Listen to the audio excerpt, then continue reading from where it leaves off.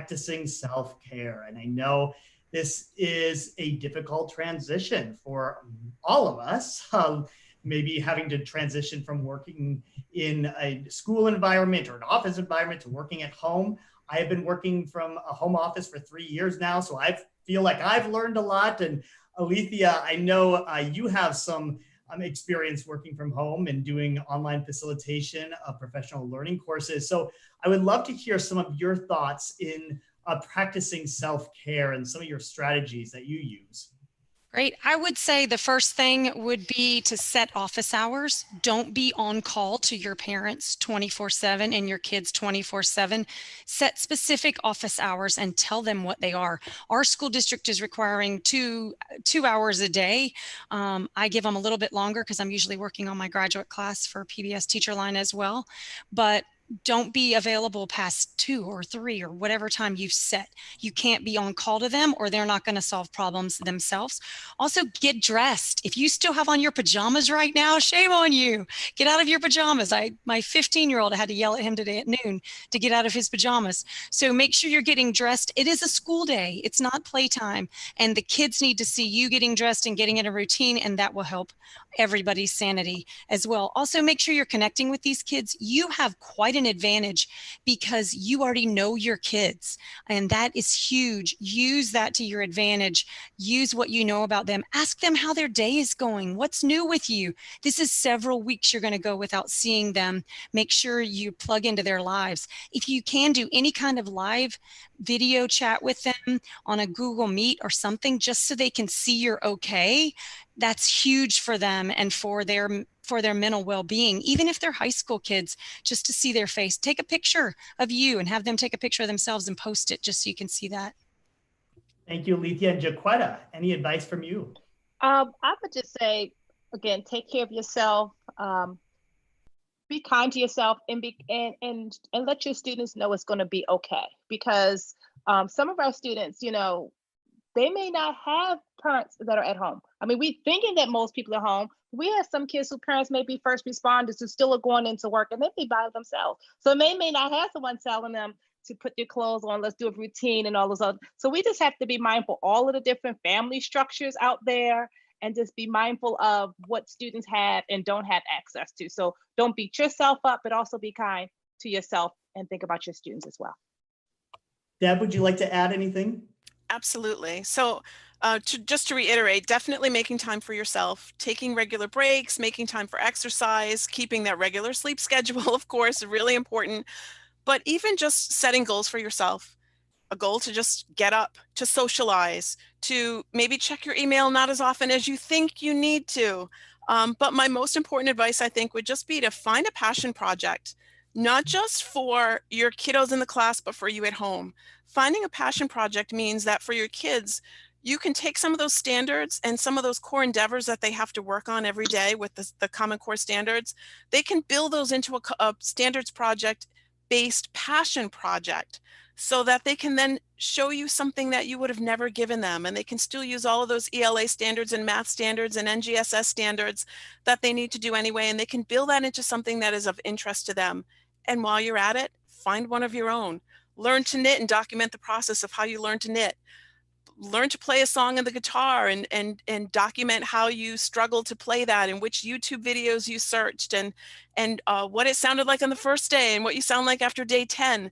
These are important learning steps for you to share with your kiddos. And if they're sharing those kinds of things with you, you're staying connected and you're showing them that learning can happen anywhere beyond the four walls of your classroom and in their own homes as well. Wow, Deb, Jaquetta, and Alethea, great advice. Thank you so much. I want to take time now for questions. We have some time here before we do our final look at the resources we want to leave you with. I also want to make sure that we talk about our local stations and what they're doing. So I'll mention a bit about that at the end. But I did have another question that came in regarding our differentiated instruction during this time. And these tools are great for differentiating instruction, I think, but I wondered if you had some suggestions or some examples of how you've used them Jaquetta, I see you nodding your head, so I don't know if Yeah. you want to start. But like for example, when I use something like Flipgrid, I don't have to assign to every kid in the classroom, right? So I could create a prompt, and only certain kids I want them to respond to that prompt.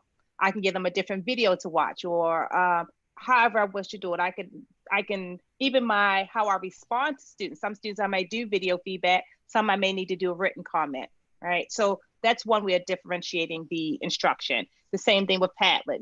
I can decide, I can create a specific Padlet for a certain group, or I can assign it to everyone. So again, it's just different ways that we could because we have to also differentiate for our teachers. Mm-hmm. And Yes. that's to that point, Deb highlighted the story builder tool Yeah. and the lesson builder tool, and the way to incorporate some different lessons that you could assign to different students using that tool could be yes. differentiate. Deb, I saw you nodding your head as well. I didn't know if you have any additional advice before we move on to our final tidbits here. Yeah, so PBS Learning Media really offers you the wide range to personalize and differentiate for your students. I think just letting the kiddos search in there and thinking, well, someday I'd like to be a meteorologist. Awesome. So let's go in and look and learn about weather. Let's find something about meteorology. Let's find something that might be a little more challenging to read, but there's some audio there. Let's find a video that might be a little bit easier than what we need, but there's some really good pieces in there that will help me to learn a little bit more. So I think using the resources that are there, vetted and reliable, is a great way for us to build those into a lesson and then differentiate. Once you build that lesson once, you can edit it and scaffold it up or down and change the learning sequences around. And so that your struggling readers have some support, or your friends who are reading at a higher level can look at something or analyze a text in a different way than some of the other students that you're working with in your classroom. So there's really a great opportunity for you to create some of those lessons, build some playlists or tasks, and set those out to a variety of students in lots of different ways so that you're meeting the needs of all of your students. Thank you, Deb. Alethea, Jaquetta, Deb, I want to thank you so much for your insights tonight. I want to take this last 5 minutes to go over some resources and next steps, but you have just been amazing contributors to this discussion, and continue participants to add to the chat, and Deb and Alethea and Jaquetta will stay on and can add to the conversation as well, and use that hashtag that we highlighted at the top of the session. And to mention PBS resources here in our final minutes together, I want to ensure that you have the link there to PBS Learning Media, which Paula highlighted for you. And again, we have support pages there in that second bullet that will really go through all those various steps that Paula highlighted. I know it's a lot to take in, and it's really a matter of you going into the site and taking those steps and learning how to search and filter the content and add that content to folders. Again, we have collections that we have curated just for this particular circumstance that we're in, the pre-K-12 resources for emergency closings. And then again, I know we had a lot of educators of young learners. And so I would suggest that you go to pbskids.org. Those PBS Kids media pieces are also in PBS Learning Media if you filter out the content, right? Pre-K or kindergarten or first through second.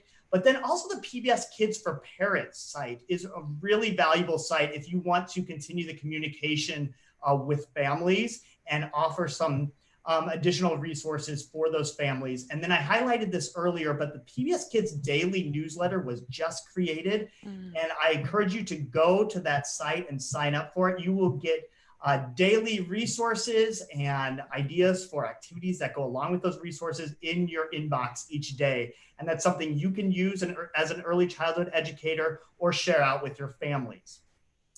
And as for the next steps, I am going to reiterate this. Check your local PBS station website and their channels for updates as we continue to go through the situation and as it develops and we learn more about what states are doing. Our stations are keeping on top of that information and supplying amazing resources to local educators. For example, our PBS SoCal station in Southern California worked with the LA Unified School District to create content on air that goes along with the digital content that teachers can send out to students. So there are blocks of time and 3 different channels that are highlighting PBS content to go along with the learning standards there. So this will continue to develop in our states around the country and our local communities. And we are here to support you and learn from you. Continue to reach out to your local station and continue to stay on top of the updates from your local station. They will be providing educators with resources and families and students with resources. Create that free account on PBS Learning Media ASAP and start your journey through it, and register for our continuing professional learning series. PBS Professional Learning Series, our next one is actually tomorrow. There's the link there for the next series. And the one starts tomorrow. Our current planet is the series, and there are 3 different episodes in this series. So sign up at that link. And lastly, stay connected with PBS. There's that hashtag PBS Teachers Chat. Again, stay connected with your local station, and then follow the PBS Teachers Lounge, where we have ongoing blogs from expert educators, digital innovators, sharing their content and their strategies. And then for any PBS Learning Media questions specific to the platform, please email learningmediasupport@pbs.org. And we have my colleagues at PBS and other educators that will be answering your questions specific to the PBS Learning Media, the platform. And so we have worked very diligently in the past week, and our local stations have worked really hard in the past week to curate these resources and curate ways they can continue to support you. And I know you are working so hard to support your families and your students. And I leave you with this Mr. Rogers quote: "I hope you're proud of yourself for the times you said yes, when all it meant was extra work for you and was seemingly helpful only to someone else." Look for the helpers, and you are the helpers. Thank you so much for joining us tonight. Thank you, Alethea, Deb, Jaquetta, for your insights. And thank you, PBS colleagues, for all of your support and all of our stations throughout the country that are supporting teachers, communities, and families. Have a great evening, and we hope to connect with you soon. Bye, everyone.